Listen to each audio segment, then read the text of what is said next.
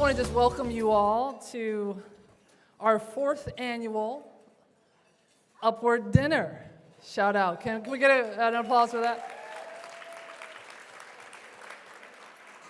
It's so amazing because when I started this, who knew, right? I mean, I started this in my backyard. I thought I'd have 40, 50 people, maybe like my colleagues, focused on executive women. That was the demographic. That first meeting, we ended up having over 100 women. The next meeting, we had almost 150 women. And we're now at 5,000 women. Yeah. So we're so glad that you all could come here. I first want to just welcome you, thank you for being here, and acknowledge a number of people who made this happen today. First of all, Dr. Lisa Sue. Big hand for Dr. Sue. She's a rock star in my book. She is a hardcore engineer, a strong leader, and CEO, first female CEO of a semiconductor company. And I come from Intel, so much love and respect to Dr. Sue. And her name is Lisa, too, so, it's all good. I also want to thank our staff and volunteers. Can we have them stand up that are in the room? Just a big thank you to all the many staff, and they're all out there working is where they are. When I started Upward, really started it with volunteers, women that were passionate about the subject of female advancement, and there's no way I could have gotten it started without their help. The first 2 years, it was basically me and them. And we grew. We eventually formed a board of directors. And I want to shout out to the board of directors, past and current. Please stand up for a quick minute. Awesomeness. So after that first couple of years, we actually started to get a board. We started to get sponsors. We started to grow our membership. I want to shout out to all the members and our sponsors that are here. Maybe sponsors can stand up too, if you don't mind. Thank you, thank you, thank you. We could not do this without you.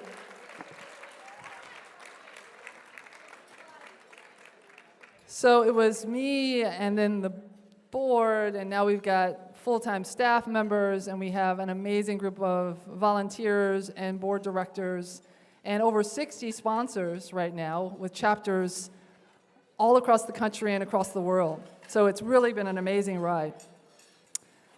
These are a few of the folks that have sponsored this event this evening. AMD, Intel, Dell, National Grid Ventures, King & Spalding. I won't read all of them. Cisco, we love all of these companies. Gibson Dunn, Capricorn, Google, Juniper Networks, Silicon Valley Bank, GE Ventures. Any shout outs to some of these sponsors?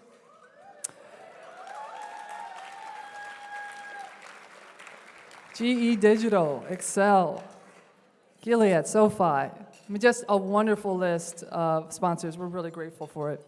This is our first annual awards ceremony at Upward. We've been, as I say, going at this for almost 5 years, and we've wanted to do awards, but, I had like 1 or 2 people on the team, and we just couldn't make it work. Now we've got 3 people on the team, and we're making it work tonight. So we have 3 awards to give out this evening. I'm going to call up our first award winner in just a moment. She's a little pregnant, so we're going to give her a little more time to get up on the stage. Julia, come on up. Our 3 awards are for Volunteer of the Year, for Corporate Sponsor of the Year, and for Woman of the Year.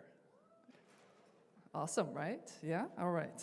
Where's Julia? Are you walking? Come walk. All right, so Julia is going to get our first annual Volunteer of the Year award, Julia Sharanova.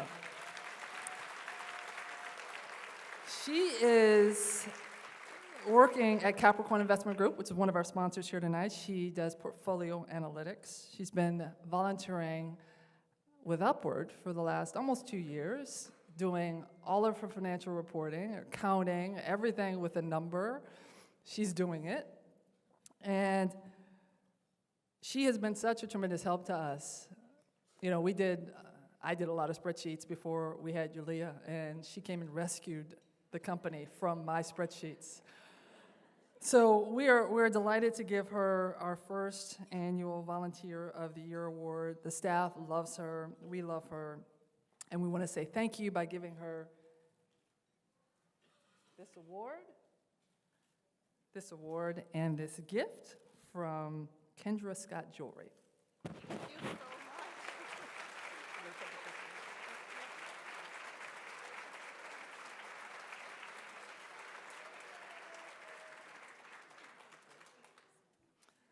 All right. And next, our first Corporate Sponsor of the Year award is going to DXC Technology. How many know DXC Technology? Yeah, they know. That is DXC Technology. So they have been such a great partner to us. For those that don't know them, they're the world's leading independent and end-to-end IT service company. They're helping clients harness the power of innovation all over the world. They were created by the merger of CSC and the enterprise services business at Hewlett-Packard Enterprise. It's a $25 billion company, enormous company, with a 60-year legacy, delivering results for thousands of clients in 70 different countries. They are one of our newest corporate sponsors and partners. We are co-branding and launching an event with our Washington, D.C. chapter. We are launching our Bangalore, India chapter, and we've invited them to be a sponsor at this particular event. They've already got 44 women from DXC in our membership, so we are delighted and pleased and honored to give our first Corporate Sponsor of the Year award and a gift from Kendra Scott Jewelry to DXC. And we've got Christine Gersabek, Vice President of America's Enterprise and Cloud Application Sales Leader from DXC, accepting the award. Give my hand. You gotta take a little photo here.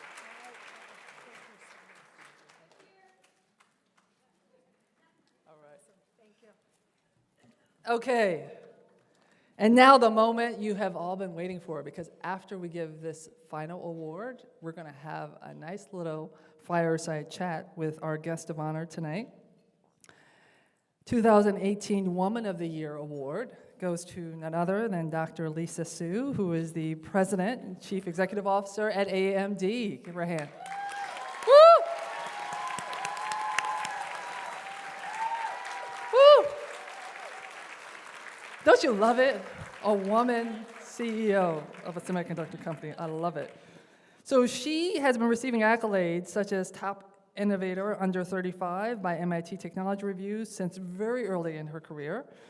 She joined AMD in 2014, now CEO and President of AMD, is on the list of 50 most powerful women in technology by the National Diversity Council. An amazing leader, an important leader to watch. The PC Magazine said Dr. Su is a force to be reckoned with. We are honored and pleased to give our first Woman of the Year award to Dr. Lisa Su.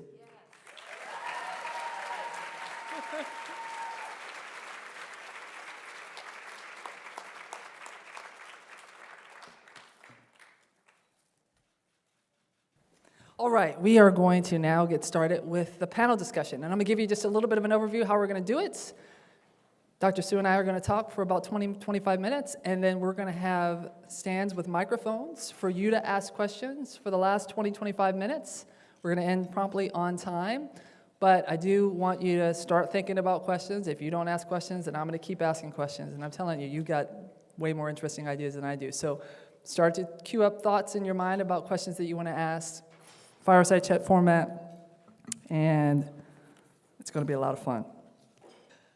I've been watching videos about you. I've been reading things about you, and I am so overwhelmed. I mean, you are really amazing. I mean, she's got all kinds of technical chops. She's a master engineer. She is an exceptional businesswoman. I've seen her on CNBC and on all the business programs, and she looks flawless in her execution. And so we want to get to know you a little bit, because there may be some women in the room that don't know you as well as some. And I want maybe to start with just a little bit about your journey. I mean, how did you get here? And how have you had so much success? It's rare that you find a woman as the CEO of a semiconductor company or a technology company in general. So tell us your story. Oh, fantastic. Well, first of all, Lisa, I'm really honored to be here. Thank you for this tremendous recognition. So, hey, I'm just a boring person, all right? When I say that, my parents were immigrants. They came to the U.S. I was born in Taiwan, and I came here when I was 2. And, my parents were very much, I have a younger brother and myself, and they were like, you know what? We're just going to make sure that you study really, really hard. So I don't know, how many of you are like, Asian parents? Yeah, a few of those. A couple of those, yeah. Okay, yeah. So they set really, really high expectations, and I was, lucky enough to have a bunch of opportunities. But engineering was my first love, and I fell in love with semiconductors, silicon. And so I think the rest is just about, being in the right place at the right time.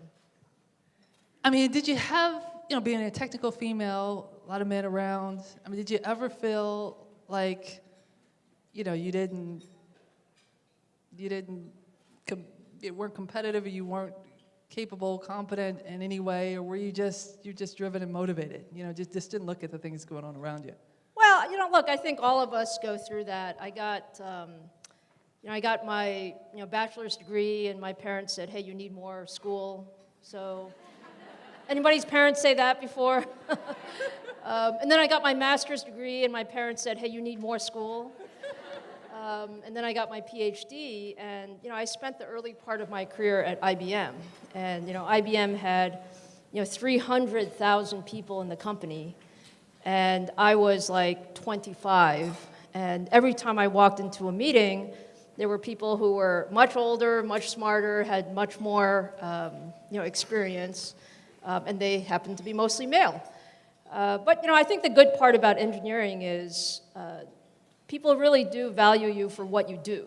And so, after a couple of years, I gained, a bit more confidence. But for sure, you're always in the minority there. Yeah. As you look back on your journey and where you are now, do you have an aspiration? I mean, what do you want to achieve? You've achieved so much. I mean, what does success look like for Dr. Lisa Su at this point in your career? Well, I'm lucky enough to be part of AMD. And by the way, can I say just a shout out to this group here, to the AMD team here? All right. And look, we have a 49-year history. We're going to be 50 years old next year.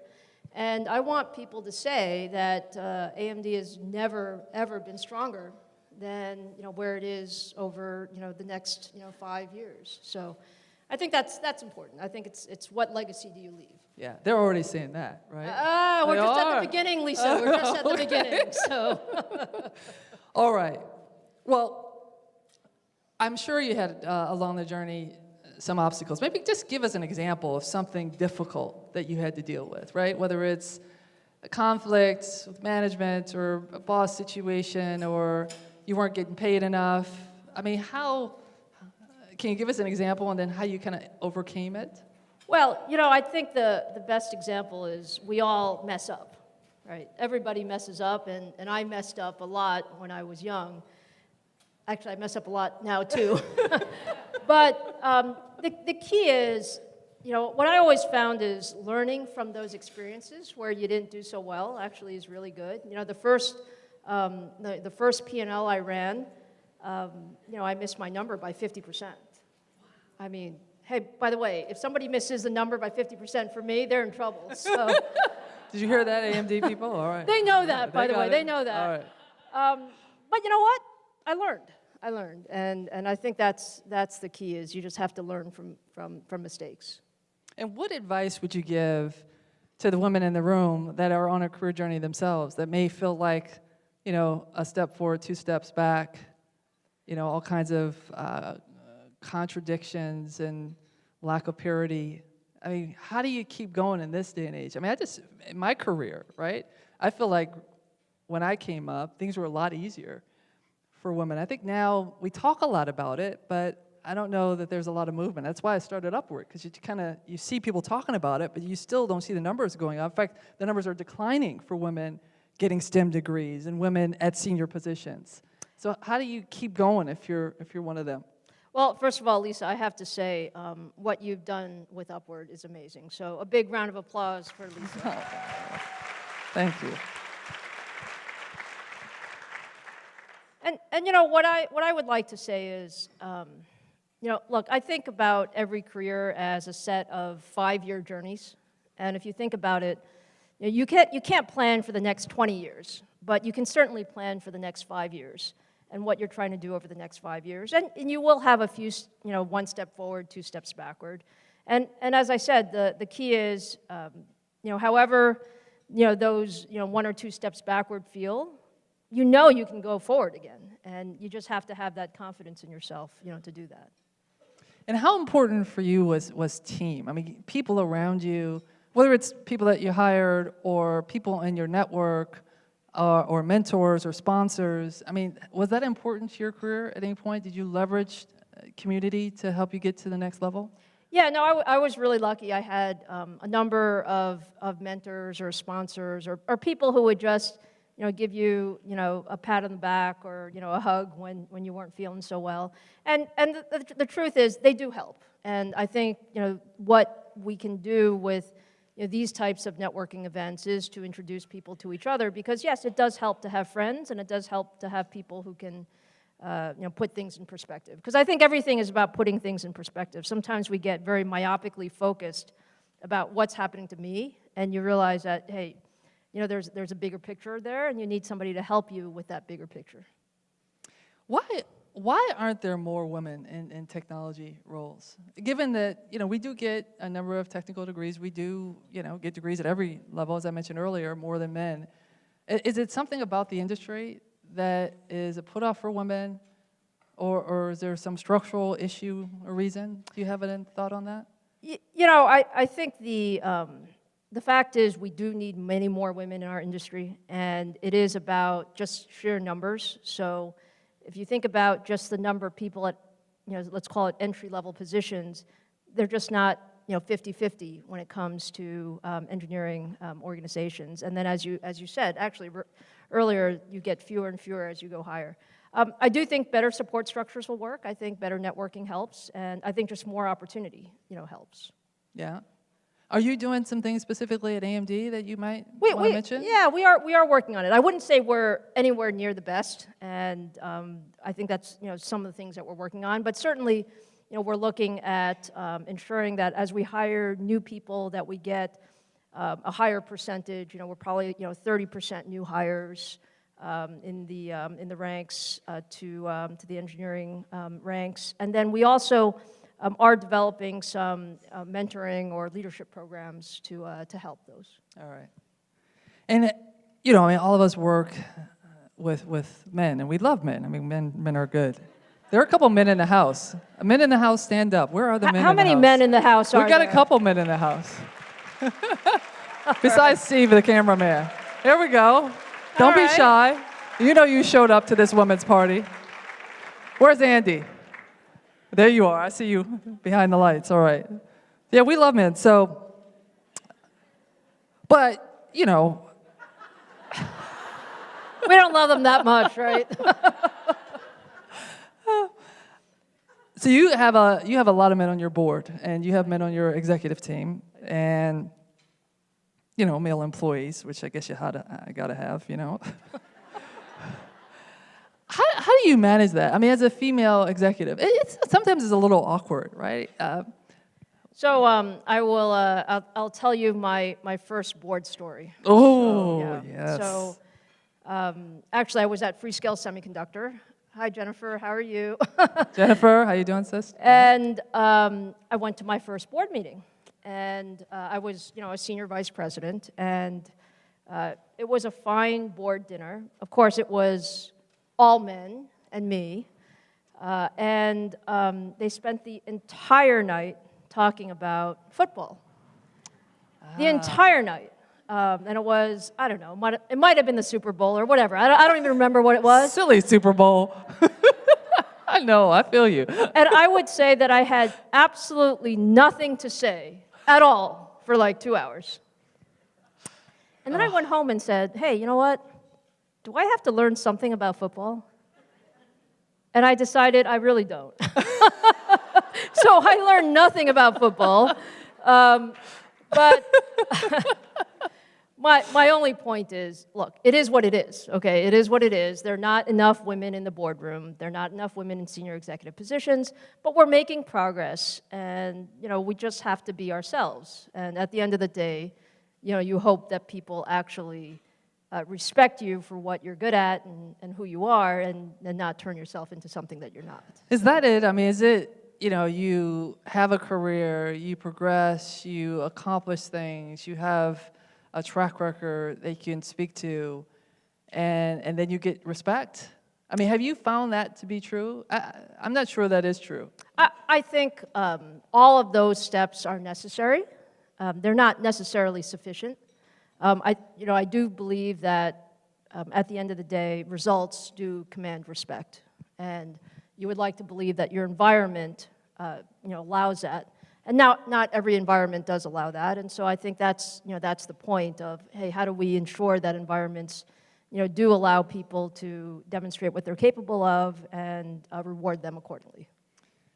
And how do you stay on top? I know you're on a long-term vision. You've got big plans for AMD, but in your markets, you're excelling. I mean, how, as a leader, do you inspire your team, your company, to strive for the best and to aspire to be number one, and then to stay there? Do you have a perspective on that?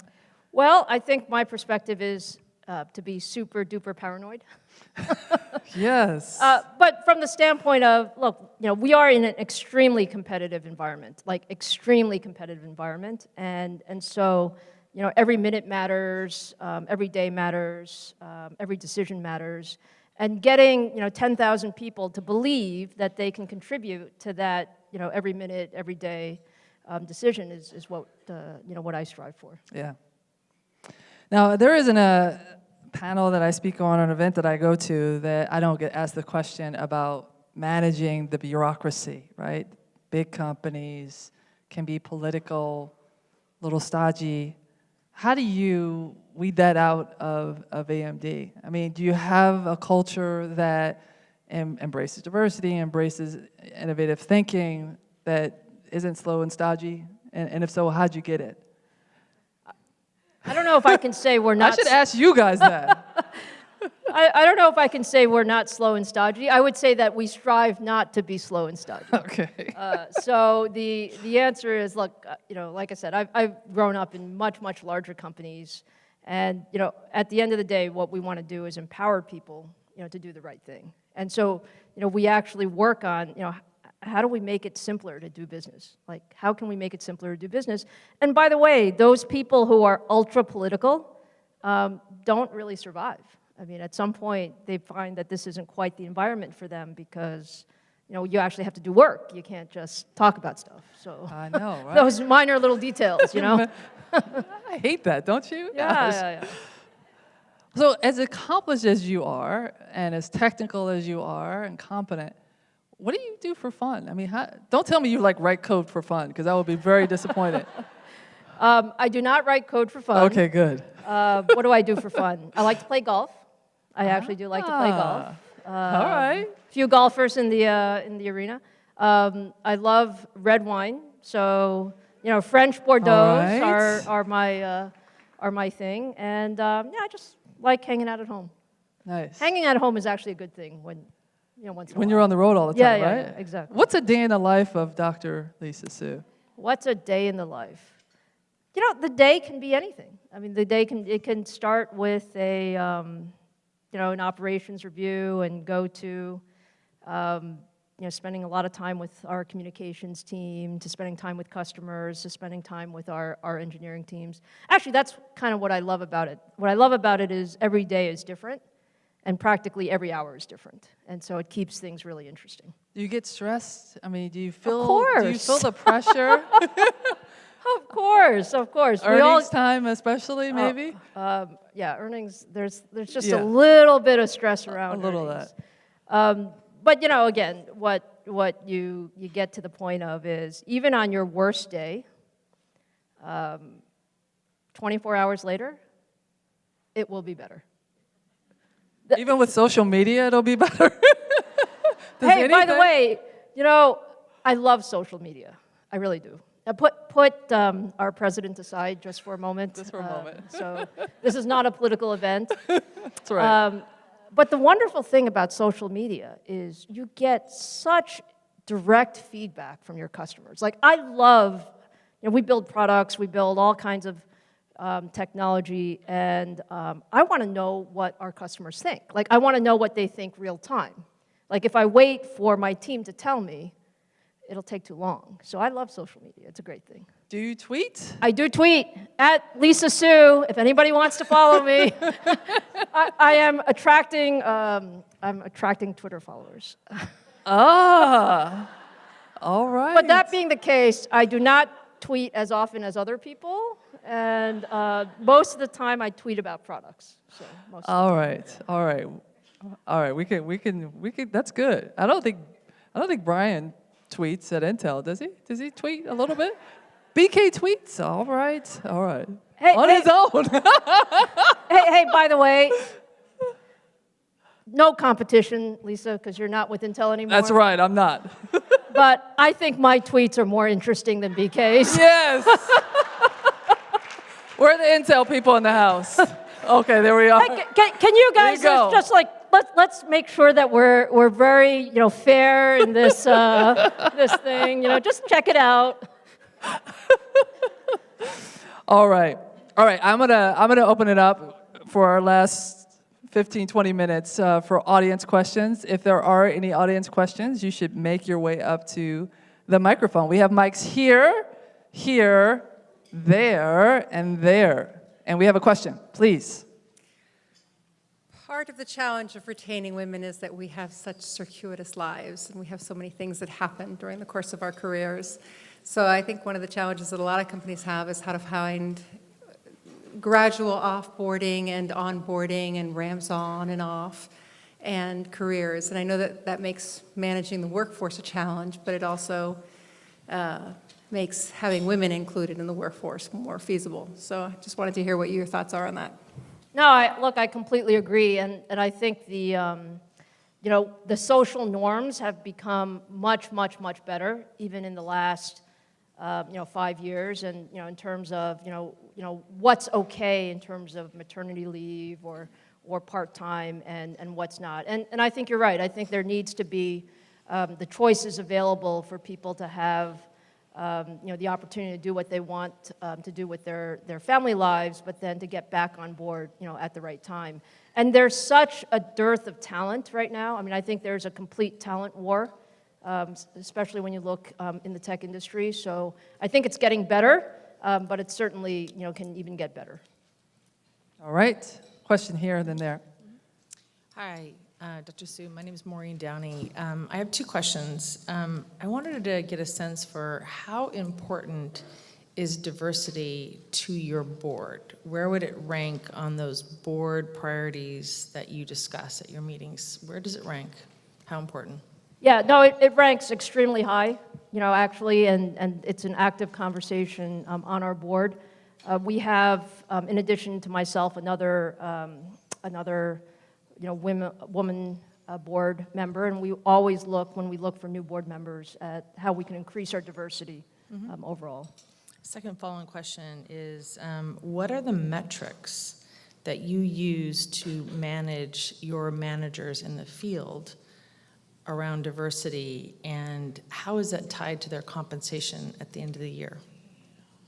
Yeah, that's a great question. Ouch. I don't think we're great. okay? And I'll be honest with you. I think we are getting better, and so we are managing, for example, we are in a growth phase of the company, and so, this year we'll hire over 1,000 people. And we are looking at, how do we make sure that there's a diverse workforce, that we hire. Now, whether we tie it directly to compensation, I think the answer is probably not. But what I would say is that it's a huge focus of the team to make sure that we get as diverse, a workforce as possible. And I'll just caveat, I come from the private equity industry, so I don't think they fare any better. True. Yes, here, and then we'll come back on this side.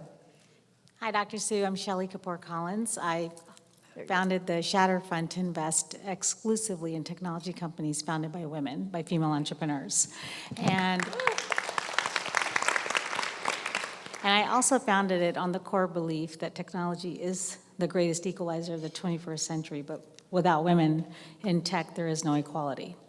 So given your position and your platform, how are you opening doors for women to come into the technology industry, what I call the missing girls? Yeah, so, I completely agree with you that technology is the, as you say, the great equalizer. I think the best thing that we can do is ensure, number one, that we have the right hiring practices, in place, and then once we get, women into the workforce, that we actually give them, the right mentorship, around that. And like I said, there's a lot more to do, and I certainly don't want to act like, we've gotten the problem solved.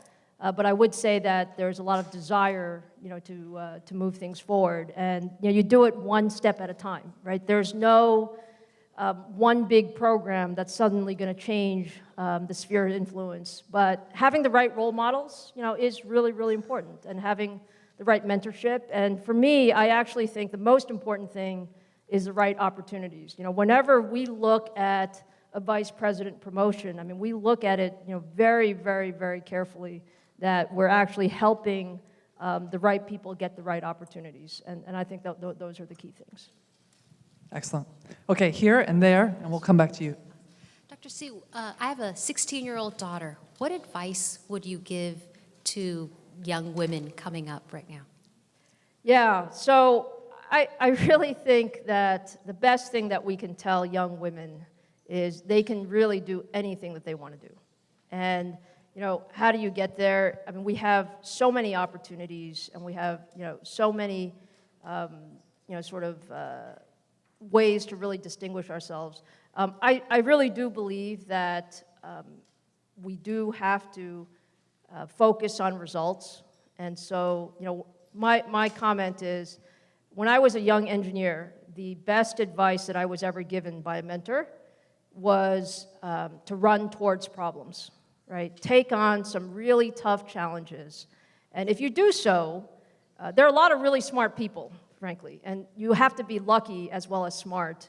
And so to be lucky, you have to work on something that people care about. And so work on some really tough problems and do a great job. That's what I would say. I like that. Run toward problems. That's great advice. Yes, here and there. Oh. Right here. Hi, Dr. Sue. And then there. My name is Shirley Lee. I am also a proud Core 6 alumna. My question is, so you mentioned that being in the right place in the right time and being lucky is important. And I was wondering if there was a moment in your career, especially earlier in your career, where you considered pivotal, and that if you had made a different decision, it would have taken you down a different road. Yeah, so I think life is very interesting. Sometimes they make decisions, for yourself. But I would say, early in my career, I had to decide between, whether I was going to be a, research person or I was going to try to be a manager, for example. And quite honestly, I didn't think I was smart enough to be, a fellow of a company one day. And so I said, okay, I'll actually try to manage people. And It's where all the dumb people go. I'm kidding. I was a manager. And then you realize, okay, so when you manage people, it's not just about, how smart you are. It's about how you're able to get people to do something they didn't expect, right? So So I like to say, the best managers can get 120% productivity out of their teams because they inspire people to do something different. And, I found through that experience that, my unique capability was trying to bridge, sort of technology, people, business. And that became something that I ended up doing, sort of as I went on in my career. But I do think, there is a little bit of luck involved in everything, but figuring out what you're really uniquely good at is important. And by the way, it's okay to say what you're not good at, you don't have to lean into the bad things, but you really can take advantage of the good things. I like that. All right, here. Hi, I'm Maya Pandya. I'm at IBM, so it was nice to hear. That's where you started. There's a lot of talk these days about sponsorship. And so I'm curious, from your perspective, have you had a really important sponsor that helped you? And on the other side of that, how are you sponsoring folks now? And then also, I think the main advice, like, how would you tell us to go about getting one? Yeah, I really do think sponsorship is very important. It's particularly important if you're trying to, go higher and higher in the organization. You need somebody to pay attention. And I was very lucky. I had a couple of sponsors throughout my career who, they don't make everything perfect, but they give you the opportunities and, to go forward. And I would say that, at AMD, it's similar. So I directly, mentor 5 or 6 very high potential people. Most of them are women. And, I do it because somebody did it for me. And so what does it take? It takes, once a month I spend 45 minutes with the person, and, the person will say, hey, the world's coming to an end. And I will say, the world is not coming to an end. And yes, I'm the CEO of the company, but I'm not going to do anything about this. But if I were you, I would do these 2 or 3 things, and the world will get better. And then the next month, the world has gotten better. But I do think it's really, really helpful. Okay, and how do you go about getting a sponsor? Sometimes you'll be lucky, and somebody will choose you because they see what a wonderful piece of work you've done. That's why I say the work that you do is really important. And sometimes you have to actively look for a sponsor.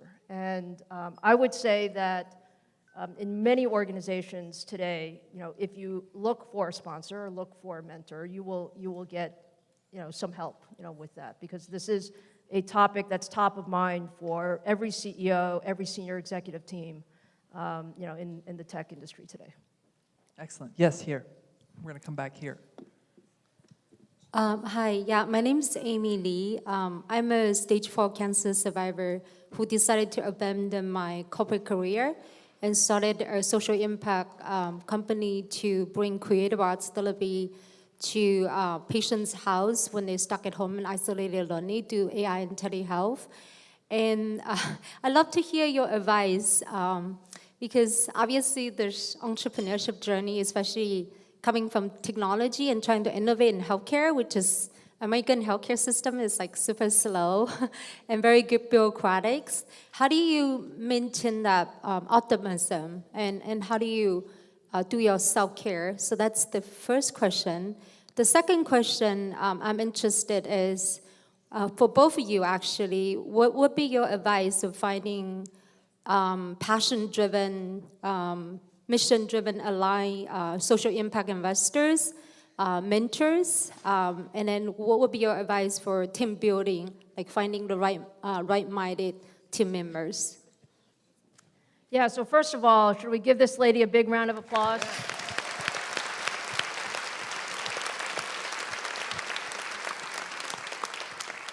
So, really, it's amazing what you're trying to do. I'm not sure that I'm the best person to answer the question, actually, as it relates to how do you find the optimism. I do think that you have to find the optimism from, within yourself and within your family network. I'm very lucky. My husband is extremely supportive. And, I'll come home from a couple of bad days, and he'll be like, life will be fine. And that support is really helpful. But there are many different support networks to get there. But I do think optimism is so important to get through any, tough situation, whether it's work, or personal. I don't know, Lisa, do you have some comments on? Yeah, persevering. I think we all have our obstacles, we all have our battles that we face, we all have challenges. What I found is having a lot of friends to support you. I think we tend to, as women, take solitary journeys when we're going through trouble. And one of the reasons I started Upward, I was actually going through a difficult time professionally at the time that I started it. And it just seemed to me like a logical thing to do. If nothing more, it would encourage you to know that as you started talking to other women, that they're going through things as well, and that you're not in it alone, because I think we kind of feel like when we're in something difficult that nobody can really relate, nobody really understands. We had Carol Bartz on the stage a few years back. She had cancer, and she said she didn't join a support group, and in hindsight, it was the worst decision she had ever made. Because again, she felt like, I'm gonna get through this, I'm gonna persevere, I'm a strong person. And she did, and she was, but I think the lack of fellowship and the lack of encouragement and what she lost by not joining a support group, I think really, in hindsight for her, was a bad decision. So, tell your friends about Upward, get in communities, get in support groups, because you'll find that the fellowship will be a bridge for you, from one difficult journey to, the light of day. And in terms of social impact companies, how many have social impact investment backgrounds or know of social impact investors? Okay, so we got 3 here, we got 1 back there, and 1 there. I don't do social impact investing. I have done sustainability investing, but it's a bit different. So I would say reach out to those folks, and they can give you some tips on that. Excellent, thank you. Thank you. Okay, back over here. Thank you. So I'm Joelle Kaufman. I'm the CMO of Dynamic Signal. We're an employee communication and engagement platform. What I wanted to know was, how do you communicate with those thousands of AMD employees, customers and partners, and what about your leadership journey has shaped your communication style and your value on it? Yeah, so great question. I would say that the single hardest thing for me when I became CEO was how much I had to communicate. Because, I'm an engineer by training. I love running businesses, and, my world used to be, hey, just build good products and good businesses. And communication is now so important. And what I found is that most important is sincerity to the audience that you're talking to. So, if you're talking to employees, it's what's important to them. If you're talking to customers, it's what's important to them. If you're talking to shareholders, it's what's important to them. And making it feel like it's new and fresh and it's actually meant for that audience. But that was a big adjustment for me, and I would say that it continues to be something that I work on. How are you doing? How do you think you're doing with it? Do you feel good about it? I feel better. Okay. I feel better, but you got to understand, how many of you would call yourself an introvert? Okay, so that's most of this room. That's the thing. A lot of women are introverts, right? You don't talk about yourself. You don't talk about how wonderful you are. You don't talk about what wonderful thing you did yesterday. You just kind of do your thing, and you have to remind yourself that you actually have to talk about some of these things. I know, doesn't that suck? It does suck. I hate it. Yes. Hi, my name is Jaya. I'm heading a product in machine learning and artificial intelligence. The question for you, you have been an engineer and you have been a business person, right? So to me, engineering is about precision and accuracy, and business is about relationship. And there's a lot of talk these days about men and women and ratios in both businesses and engineering. So what are your particular challenges between, when you moved from engineering to business? What do you think about that? So first, you're in a great field. I'm sure you know that. So I think that the reason that I moved from engineering to business, and see how many of you felt this way, When I was an engineer, I actually felt all of these business people made really bad decisions. And you're thinking to yourself, what's wrong with you? Don't you understand? This is not going to work. And so I said, okay, I want to go and sort of make some of these decisions. And you do find out that some of them were not quite as dumb as you thought. But the truth is, I think that a technology background gives you so much capability to do whatever you want to do. And it just depends on what you enjoy doing. If you enjoy, sort of the more product-centric, engineering-centric things, then, there's a great engineering ladder. And what I enjoy is marrying engineering and business. So I'd like to know that, I can walk in and understand what's happening on our latest CPU core development.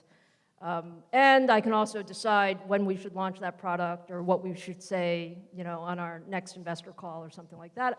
I like that diversity, but it depends on what's best for you. I will say, though,